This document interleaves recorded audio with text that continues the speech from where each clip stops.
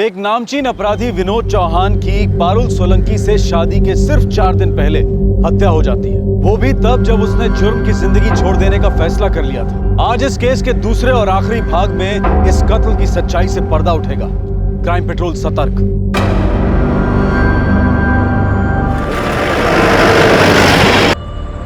कुछ ना कुछ तो ऐसा है जो अभी तक सामने नहीं आया। कोई छुपा मकसद, कोई हिडन एजेंडा है इस खून के पीछे जिसे बड़ी सफाई से छुपा दिया गया है। सर, मुझे इस केस में पारुल सोलंकी पर सबसे ज्यादा शक है। कुछ है उसके बारे में जो वो छुपा रहे हैं। मुझे भी ऐसे लगता। तुम लोगों ने पारुल को कोई नुकसान नहीं पहुंचाया, उसे ऐसे ही छोड़ दिया। कोई ना कोई वजह तो है इसके पीछे।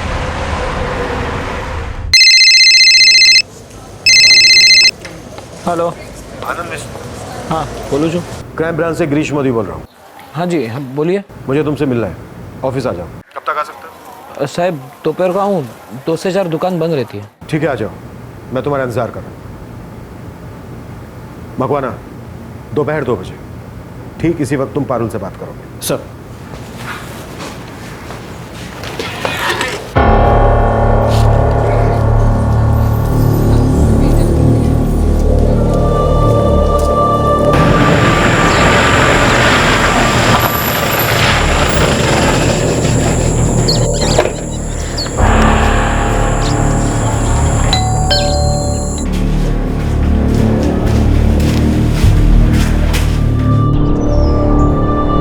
मैं बहुत परेशान थी,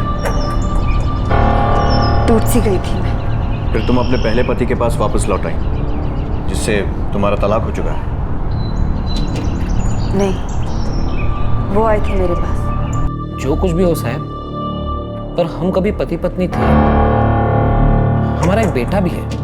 हमारे बीच मतभेद थे, मनभेद नहीं थे। अब भी कहीं थोड़ा अपनापन बाकी है। तो तुम उसे दिलासा देने गए थे? मैं उसका दुख बांटने गया था।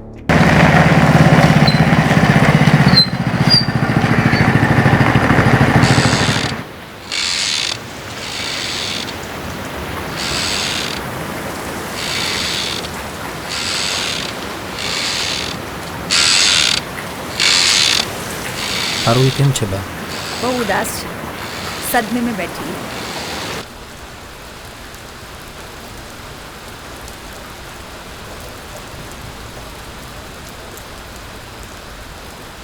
दरअसल मुझे खुशी होनी चाहिए तुम्हारे ये हालात देखकर, पर सच कहूँ पारुल तो मैं बहुत दुखी हूँ। एक वक्त था जब हमने सुख दुख बांटा है।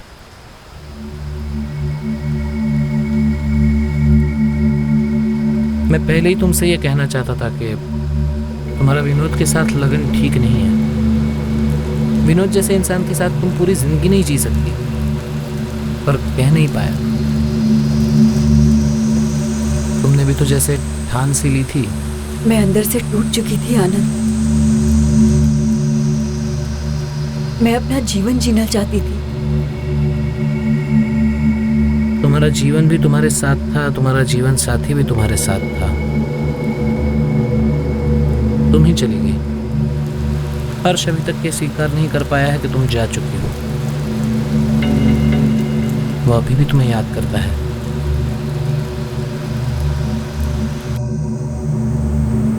तो तुमने उसे वापस लौटने के लिए राजी कर ही लिया? हाँ साहब, हर्ष के लिए। उसी के लिए मैं चाहता था कि पारुल वापस आ जाए। हर्ष पर ही बहुत ज्यादा असर हुआ था पारुल के चले जाने का।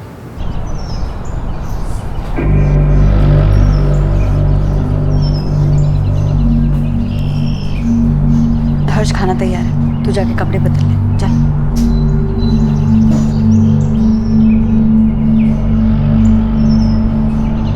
तुम अपने बेटे के लिए वापस आई? मैं अपनी जिंदगी जीने के लिए वापस आई। पहले क्यों चली गई थी?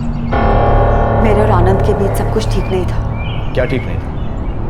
किस बात पर नहीं बनती थी? हम लोग एक दूसरे के साथ नहीं रह सकते थे। शादी के 14 साल के बाद ये बात तुम्हारी समझ में आई? कभी कभी बहुत समय लग जाता है ये समझने में कि जैसा हमने सोचा था वैसा हमेशा होता नहीं है। मगर जो ठीक नहीं था उसे फिर से ठीक करने में बहुत कम वक्त लगा तुम्हें। फिर पारुल भी वापस लौट आई तुम्हारे पास। एक नई जिंदगी की तलाश ने पारुल को पूरी तरह से बर्बाद कर दिया था। इस हादसे से बहुत टूट चुकी थी। वैसे विनोद से शादी भी एक हादसा ही होती, क्योंकि गुंडा था वो। एक ना एक दिन ऐसी ही मौत आनी थी उसे। पर शादी के फैसले के वक्त पारुल को इस बात का अंदाजा नहीं था। मुझे नहीं पता वो 3 लोग कौन थे। मैं उनका चेहरा नहीं देख पाई क्योंकि उनका चेहरे ढके हुए थे। मेरा बेटा स्कूल से वापस आ गया, उसे मेरी जरूरत है। क्या मैं? बिल्कुल।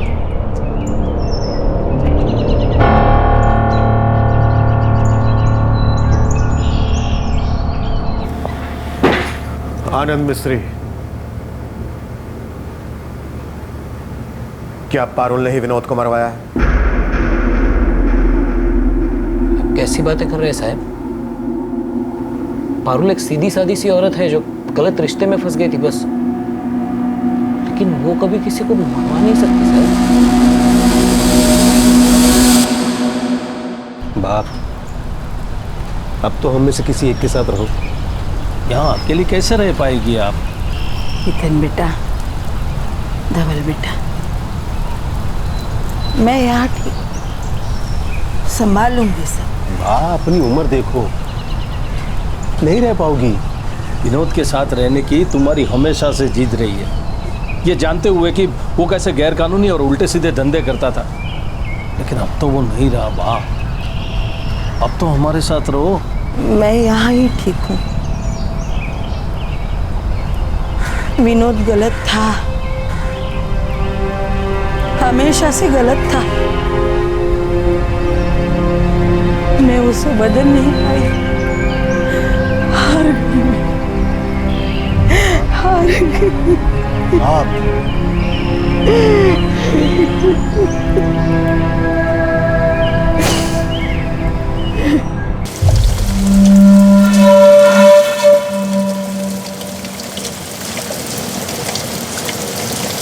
उसने कभी हमारी बात नहीं मानी, हमेशा अपनी चलाती है। अब तो कुछ समझ जाए, जिंदगी में जो हो रहा है उसे माने और अपनी जिंदगी समझ।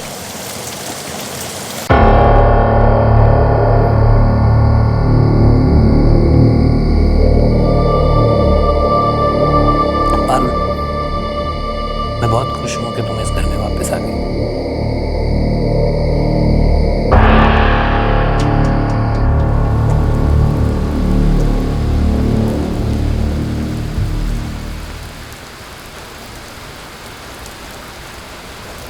दो लोग पारुल और आनंद अलग होते हैं। पारुल विनोद के साथ रिश्ता जोड़ती है, विनोद मारा जाता है। उसके बाद पारुल वापस आनंद के पास लौट आती है। इस सब में से किसी साजिश की बुनी आती? मतलब दोनों के अलग होने का कोई खास मकसद था? जानबूझकर तलाक लिया गया?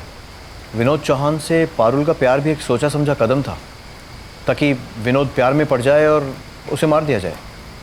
हो सकता है ऐसी कोई साजिश। कहीं छोड़ दूं क्या तेरे को? मैं तेरे लिए खुद को बदल लूंगा। मन में सिर्फ एक ही ख्याल आता, बस, अब और नहीं। मकवाना, ये पारुल और आनंद की हिस्ट्री निकलवाओ। हर छोटी बड़ी बात पता करो। मुझे लगता है इस बार जरूर कुछ हाथ लगेगा। क्या सचमुच कोई साजिश थी? कुछ था इनके बीते कल में? विनोद की मौत के बाद पारुल का ऐसे अचानक अपने पहले पति आनंद के पास लौट आना पुलिस को बहुत संदेहजनक लग रहा था। जिसकी हत्या हुई उसका इतिहास जुर्म से भरा था, लेकिन उसकी हत्या में किसी गैंग का शामिल ना होना यह पुलिस को बहुत अजीब लग रहा था।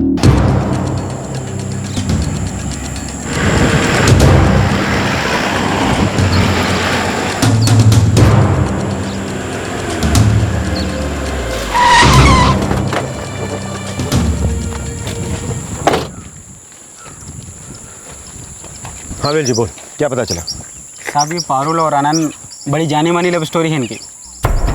पर विनोद चौहान से इसका कुछ लेना देना था क्या? वो तो नहीं पता साहब, लेकिन 14 साल पहले जब इन लोगों का प्यार हुआ था तो दोनों का अपने घर वालों के साथ बहुत झगड़ा हुआ था। आनंद तब 26 साल का था और पारुल तब कुछ 20 साल की थी। मुझे ना समझ में ही नहीं आ रहा है कि अगर बाबूजी को हम दोनों के बारे में पता चलेगा ना तो वो क्या बोलेंगे। कभी ना कभी तो पता चलेगा ना पारुल। बता दो उनको। मैं बता दूं या तुम साथ चलोगे? हाँ, मैं आऊँगा। पहले तुम्हारे बापूजी से बात करेंगे, फिर मेरे बापूजी को बताएंगे। तैयार रहना, दोनों उछल जाएंगे। बापूजी! इसकी हिम्मत कैसे हुई मेरे घर में आकर तेरा हाथ मांगने की? हम दोनों एक दूसरे से प्रेम करते हैं और एक दूसरे से लगन करना है हमें। बाबूजी बेशरम, उसकी जात में लगन करवाऊंगा मैं तेरा, बिरादरी थूकेगी मुझ पे। कुछ भी हो जाए, लगन अगर करूंगी तो उसी से करूंगी। सुन ले, अपने हाथों से गला दबा के मार दूंगा। तूने इस बारे में सोचा भी था? इतनी मेहनत करने की कोई जरूरत नहीं है। अगर मेरा लगन उससे नहीं हुआ ना तो अपने आप को मार डालूंगी मैं। बहुत जबान चलाती है। मेरी इज्जत मिट्टी में मिलाई ना तुमने, तो सोच ले, मैं भूल जाऊंगा कि मेरे कोई बेटी भी है। आ तो शू बोले छे पारुल बेटा, हमेशा बड़ों के खिलाफ जाना जरूरी है क्या? हमेशा अपनी मनमानी करेगी? मम्मी, अगर तू और बाबूजी मेरी बात मान लोगे ना तो मुझे अपनी मनमानी करने की जरूरत ही नहीं पड़ेगी। अरे उस लड़के से रिश्ता करके बिरादरी में हमारी नाक कटवाएगी क्या? और इस रिश्ते के लिए उस लड़के के घर वाले भी राजी नहीं होंगे, तो देख लेना। बापूजी, मैं पारुल को बहुत चाहता हूँ और मैं उसी के साथ लगन करूंगा। जब तूने नक्की कर ही लिया है तो मुझे पूछने का नाटक क्यों कर रहा है? देख बेटा, बिरादरी में हमारी भी कुछ इज्जत है और तुम दोनों उसे मिट्टी में मिलाकर ही चैन लोगे। देख, तुझे जो करना है कर, मुझे ये रिश्ता मंजूर नहीं है। और मैं भी किसी भी हालत में पारुल को नहीं छोड़ूंगा। ठीक है, फिर भूल जाओ कि तुम्हारे कोई माँ बाप भी हैं।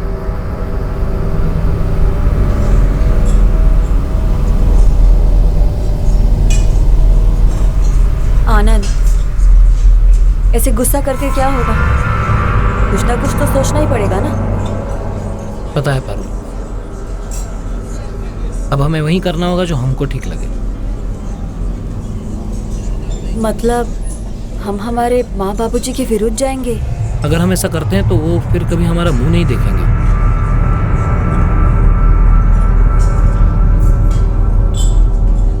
अपने घर वालों से इतना लड़ झगड़ कर दोनों ने शादी की, फिर 14 सालों में ऐसा क्या हो गया कि दोनों अलग हो गए? पूरी ज़िंदगी थोड़ी ना हनीमून होता है। जब इंसान साथ में आसमान से ज़मीन पर पैर रखता है तब ज़िंदगी का व्यवहार समझ में आता है, तब सबकी ज़रूरत पड़ती है। मेरे बाप बापूजी ने अपना लगन स्वीकार कर लिया। लगन स्वीकार कर लिया, लेकिन हमें तो नहीं स्वीकार किया ना। मुझे तो नहीं अपनाया, बोल दिया जाके दूसरे घर में रहो। हाँ, तो तुम्हारे बाप बापूजी ने क्या अलग किया? आनंद, मैं माँ बन चुकी हूँ और अब मुझे समझ में आता है मेरे माँ बापों के दिल की बात। वो लोग बूढ़े हो रहे, उन्हें ज़रूरत है हमारी। अब मुझे भी तो याद आती है ना उनकी। तुम्हें अच्छी तरह से पता है, तुम्हारे बापूजी को मैं फूटी आंख नहीं भाता। हाँ, लेकिन इससे हम दोनों अलग तो नहीं हो रहे ना। और पहले भी उनके मना करने पर भी हम दोनों अलग नहीं हुए थे। अगर इस उम्र में मैं उनसे मिलने जाती हूँ तो क्या खराबी है आनंद? मेरे माँ बापूजी हैं वो। मैंने कहा ना, तू उनसे नहीं मिलोगी बस। क्यों नहीं मिलोगी? हर्ष को भी घर परिवार मिलेगा, नाना नानी का प्यार मिलेगा। और वैसे भी आनंद, उन लोगों को अब हमारे साथ रहने से कोई शर्म नहीं आती। इतना समय बीत चुका है, सब कुछ बदल गया है, लेकिन आप बिल्कुल नहीं बदलना चाहते। नहीं बदलना चाहता, नहीं बदलूंगा।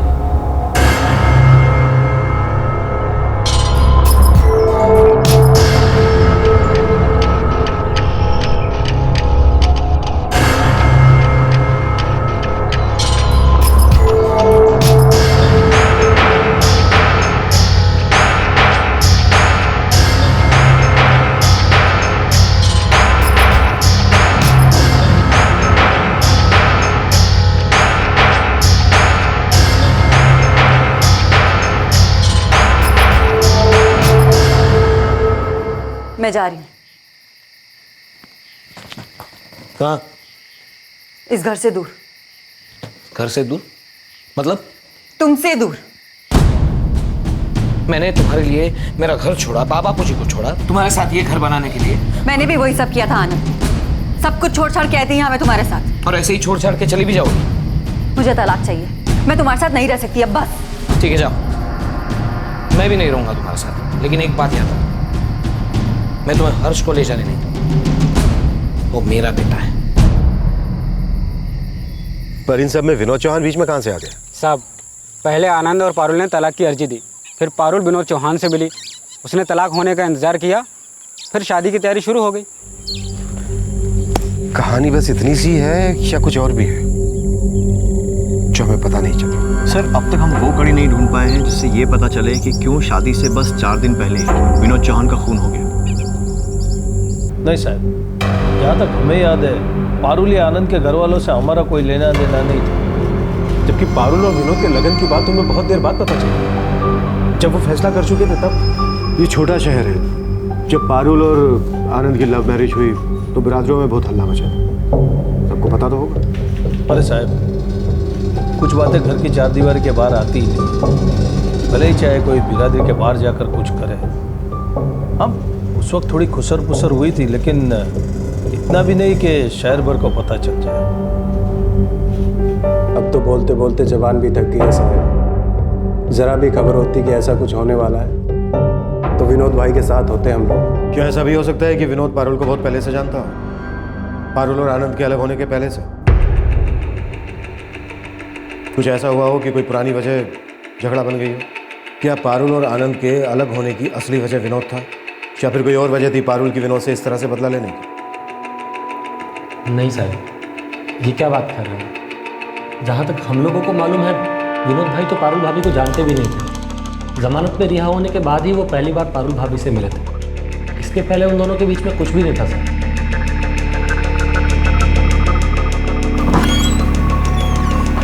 सर, पारुल के फ़ोन रिकॉर्ड्स की जांच कर ली, कुछ नहीं मिला। कुछ समझ में नहीं आ रहा है। 3 लोग फोन करके चले गए और किसी को कोई खबर नहीं है कि वो थे कौन, कहां से आए थे ये तीनों, उसे क्यों मारा? हुआ ना, ये विनोद चौहान का केस कभी सॉल्व भी होगा या फिर ऐसी गोल गोल चक्कर लगाते रह जाएंगे? सर, ये कोई अंदरूनी गैंग वॉर भी हो सकती है, कोई अंदरूनी साजिश। हो सकता है उन्हें बाहर से बुलवाया गया हो। 3 लोग जिन्हें कोई नहीं जानता आए, काम करके चले गए, न मकसद पता चला और ना ही कोई सबूत मिला।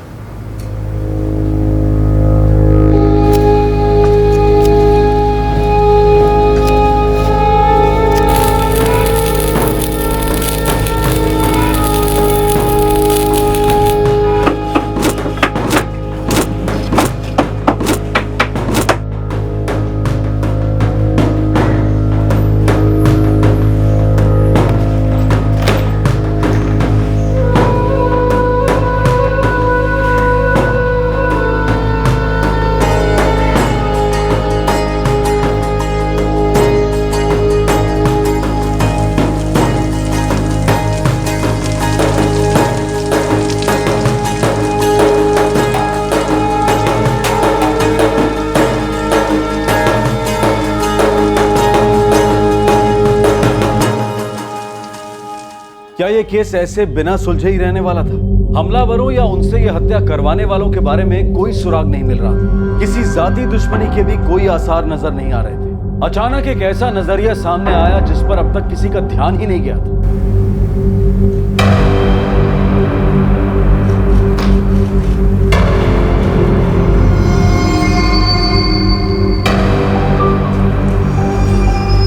जो कुछ भी हो साहब, पर हम कभी पति पत्नी थे। हमारा एक बेटा भी है। हाँ साहब, हर्ष के लिए, उसी के लिए मैं चाहता था कि पारुल वापस आ जाए। एक नई जिंदगी की तलाश ने पारुल को पूरी तरह से बर्बाद कर दिया था।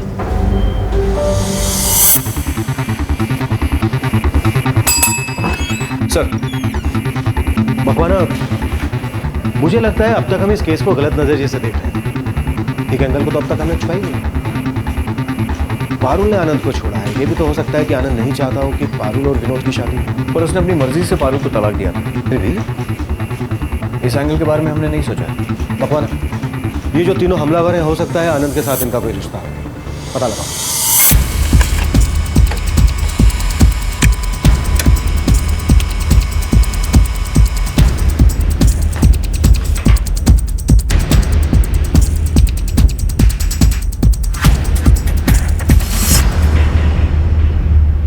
सर, आनंद की पारुल से कई महीनों तक कोई बात नहीं हुई। कोई ऐसे कॉल रिकॉर्ड्स भी नहीं है जिनसे उस पर शक हो। बल्कि अगर आनंद ने इस खून की साजिश की होती तो हमें उसके कॉल रिकॉर्ड्स में कोई सुराग ज़रूर मिलता, उन खूनियों को किए गए कॉल्स खून के पहले या खून के बाद में। लेकिन यहाँ पर खून से 2 दिन पहले और 3 दिन बाद तक आनंद ने अपने फ़ोन से किसी से भी कोई भी बात नहीं की।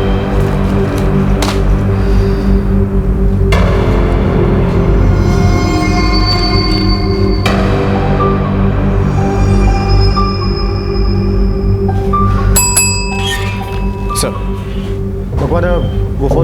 दिखाओ मुझे, फिर से देख।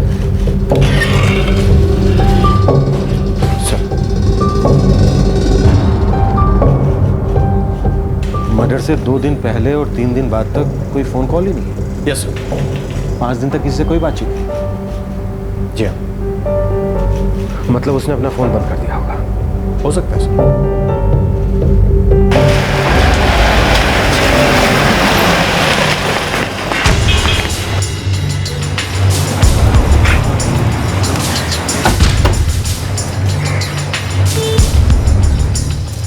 मुझे पारुल और विनोद के लगन का कार्ड मिला था। उसने पूरे शहर को बुलवा दिया था। लोगों को जैसे बस बातें बनाने का मौका मिल गया था। सब मुझसे अगर पूछते थे ये क्या हो रहा है आनंद भाई, सुना आनंद भाई, तुम्हें पता था आनंद भाई, तो मुझे किसी को कोई जवाब नहीं देना था, बस बंद कर दिया। तुम्हें बुरा लगा कि पारुल किसी और से शादी कर रही? मुझे किसी से बात नहीं करती थी, किसी को बताना नहीं था हम लोग क्यों अलग। वो झूठ बोल रहा है। उसकी आंखों से साफ पता चल रहा था कि उसे बहुत धक्का लगा था इस खबर से। 5 दिन तक कोई बातचीत नहीं। उसका कहना है कि वो लोगों से बात करने से बच रहा था। मुझे लगता है उसने जानबूझकर ऐसा किया ताकि खूनियों से उसकी बात ना हो और उस पर किसी को शक ना हो। लेकिन सर, उसके फोन पर इसके पहले भी ऐसे कोई कॉल्स नहीं है जिनसे उस पर शक हो। उसने ये सब कुछ बहुत चालाकी से किया होगा।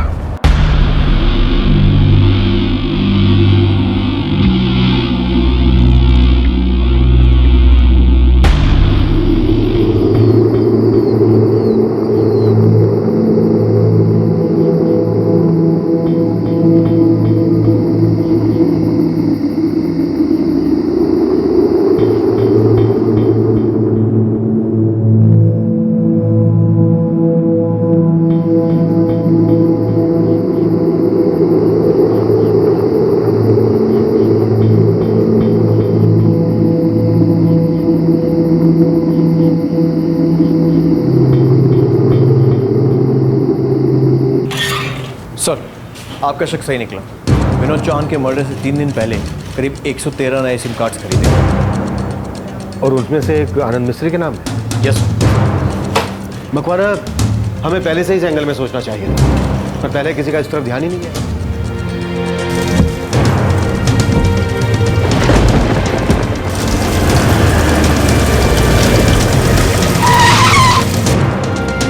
हाँ साहब, ये वही आदमी है जिसने सिम खरीदा था, 100%।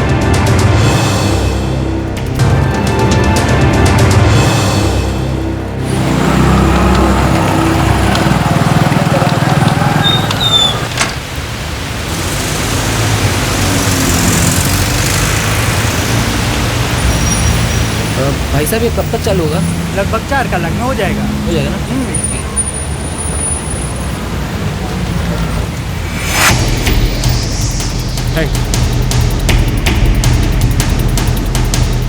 ठीक है सर। जिन लोगों से आनंद ने बात की उनमें से एक का नाम फुलजी है। ये पास के ननकू गांव में दिहाड़ी मजदूर है। लेके आओ। कहाँ लेके जा रहे हो? अरे मैंने किया क्या साहब? अरे साहब,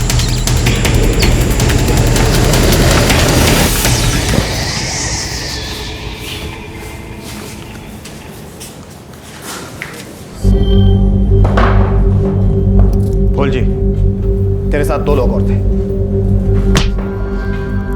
कौन थे वो? विलास और बंदर। कहाँ मिलेंगे?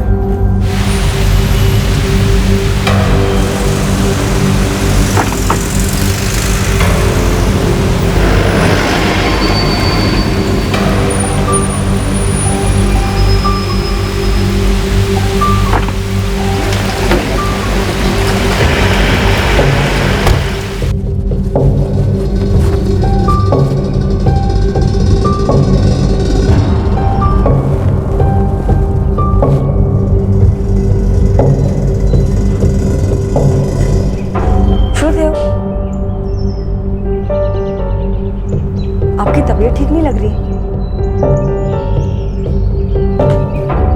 आनंद, મને કહો, બધું બરાબર છે ना? मैंने कभी सोचा भी नहीं था पारुल तुम मुझे इस तरह छोड़ के चली जाओगी। याद है जब हम मिला करते थे छुप छुप के? यही सोचा था हम, माँ बापू जी, दुनिया वाले, चाहे कोई भी कुछ भी कहे, हम साथ रहेंगे। अब तो मैं वापस आ गई हूँ ना। तुमने छुट्टा छड़ा लिया ही क्यों? आनंद, तुम्हें भी तो यही चाहिए था। नहीं, मुझे ये नहीं चाहिए था।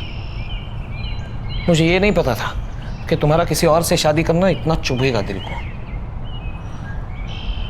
तुमने पहले कभी कही नहीं इस बारे में कुछ मुझसे? मैं सोच रहा था तुम्हें खुद से इस बात का एहसास क्यों नहीं हो रहा।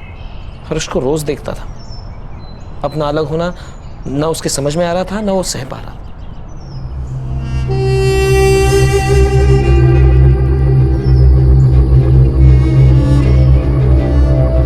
दिन भर इसी परेशानी में रहता था, कैसे संभालूं इस घर को, कैसे संभालूं हर्ष को, कैसे संभालूं। आपने हर्ष को अपने पास रखा था आनंद, मैं तो उसे ले जा रही थी ना। मुझे ये नहीं पता था छुट्टा चढ़ा होने के बाद तुरंत किसी और से शादी करने का फैसला लोगी। मैं अपनी जिंदगी जीना चाहती थी आनंद, और विनोद से मिलने के बाद मुझे ऐसा लगा कि मैं उसके साथ अपनी बाकी की जिंदगी अच्छे से बिता सकूंगी। और मैं कैसे बर्दाश्त कर सकता था तुम्हारी शादी किसी और के साथ होते हुए देख।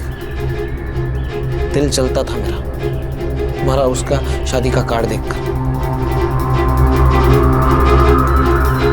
पूरा शहर आके पूछ रहा था क्या हुआ, पारू तुम्हें छोड़ के क्यों चली, वो किसी और के साथ शादी क्यों कर रही। कोई जवाब नहीं था। हर्ष पर क्या बीत रही थी कुछ पता है? आनंद, विनोद को कहीं तुमने तो नहीं मरवाया ना?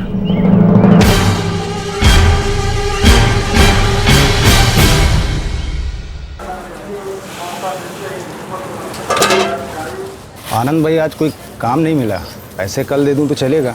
जी तुम्हें पता है मैं उधार नहीं रखता। आनंद भाई, मैं कहीं भागा थोड़ी ना जा रहा हूँ, कल मैं ज़रूर दे दूंगा। कल याद से दे देना। फूल जी नहीं आओ तो। जी आनंद, तुम मेरे काम करोगे?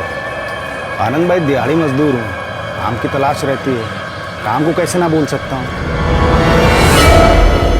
आनंद भाई, विनोद भाई कितना खतरनाक आदमी है, आप बरोबर जानते हैं ना? देख, उसे तुझ पे कोई शक नहीं होगा, तुझसे कोई खतरा होगा ये वो सोच भी नहीं सकता है।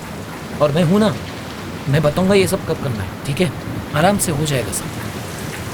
और वैसे भी मैंने सुना है कि सब बुरे काम छोड़ रहा है वो अभी। ना आनंद भाई, मुझे डर लग रहा है। किसी को साथ लेके जाना ना, कोई जान पहचान वाला होगा ना। हाँ, और मुफ्त में करने को थोड़ी बोल रहा हूँ मैं। देख, इतना पैसा दूंगा कि 1 साल ऐश से कट जाएगा, समझ फूल जी। मैं नहीं चाहता कि मेरी पत्नी उसकी पत्नी बने। लोग थूकेंगे मुझ पर। 1 साल तक का पैसा, और जब चाहे मेरी दुकान से राशन उठा लेना।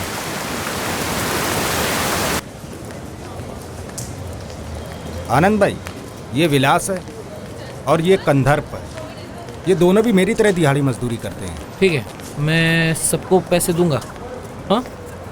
और फ़ोन करके बताऊंगा काम कब करना है। अपना नंबर दो तुम। 444567865। देखो, ठीक है, फिर मैं इस नंबर से फ़ोन करके बताऊंगा, हाँ? ठीक है? ठीक है आनंद, चलो। उस दिन मैंने फूल जी को तुम्हारा पीछा करने को कहा, तुम लोगों ने आशीष की दुकान से गहने खरीदे।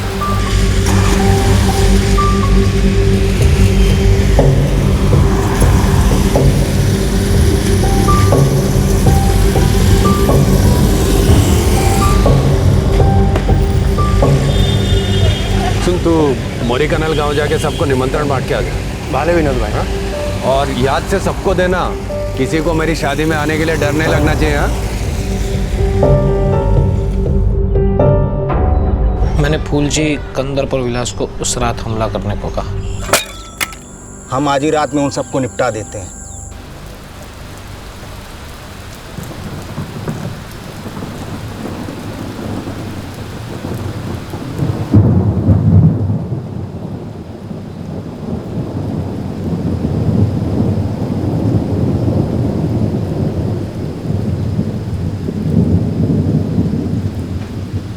पुलिस को मुझ पर शक है और मुझे ऐसा लगता है वो जल्दी मुझ तक पहुंच जाएंगी।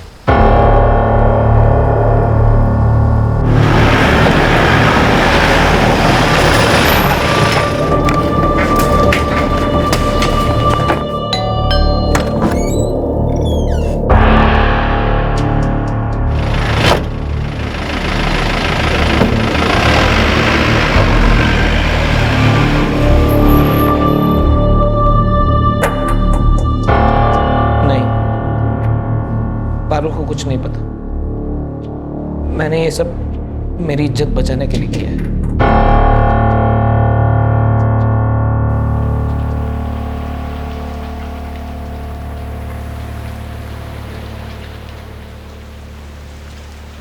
उन्होंने अपनी मर्जी से मुझे तलाक दिया था। मुझे नहीं पता था कि वो मेरी शादी से इतना परेशान थे। तुम दोनों ने हमेशा वही किया जो तुम्हें सही लगा। घर वालों में झगड़े होते हैं, मनमुटाव होता है, मगर घर बार जोड़ के रखना तुम दोनों का काम था। तुम दोनों को आपस में बैठकर सब सुलझाना चाहिए था, तो बातचीत से सब हल हो जाता है। मगर इस बात का क्या मतलब कि क्या करना चाहिए था और क्या नहीं। अब जो भी हुआ, तुझे अपनी बाकी की जिंदगी ऐसे ही गुजारनी है।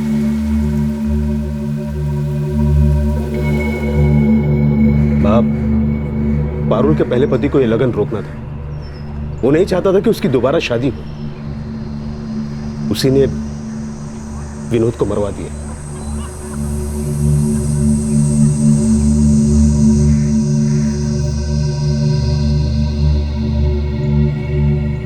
मेरे दिमाग में तो ये बात ठीक से जा ही नहीं रही। जब विनोद भाई को प्यार हो गया, लगन करके घर बसाने की बात सोच लिया, ये धंधा छोड़ने की बात सोच लिया, तब मर्डर हो गया। और ये मर्डर पारुल भाभी के पति ने करवाया।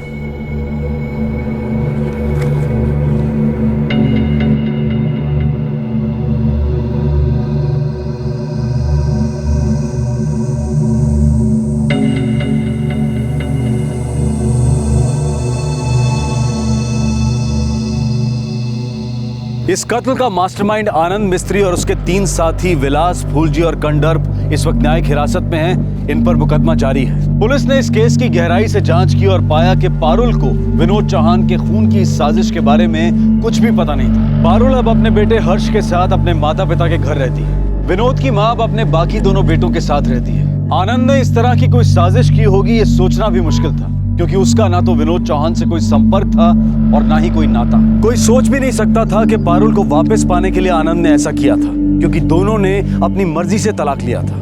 इस केस के दोनों सिरों पर एक प्रेम कहानी थी, एक आनंद और पारुल के बीच और दूसरी विनोद और पारुल के बीच। पर दोनों कहानियों का अंत दुखद हुआ। इंसानी कमजोरी से समझदारी हार गई। ईर्ष्या ने जुर्म का रास्ता अपनाया। आनंद के दिमाग में क्या चल रहा था, क्या मकसद था उसकी सोच में, पारुल समझ ही नहीं पाई। पर सबसे ज्यादा चोट पहुंची एक मासूम बच्चे हर्ष को, जिसने पहले तलाक की वजह से अपनी मां को खोया और अब उसका पिता सलाखों के पीछे है। प्रेम कहानियों और ईर्ष्या के इस जुर्म भरे पेचीदा मामलों के बीच फंसा एक बेकसूर बच्चा।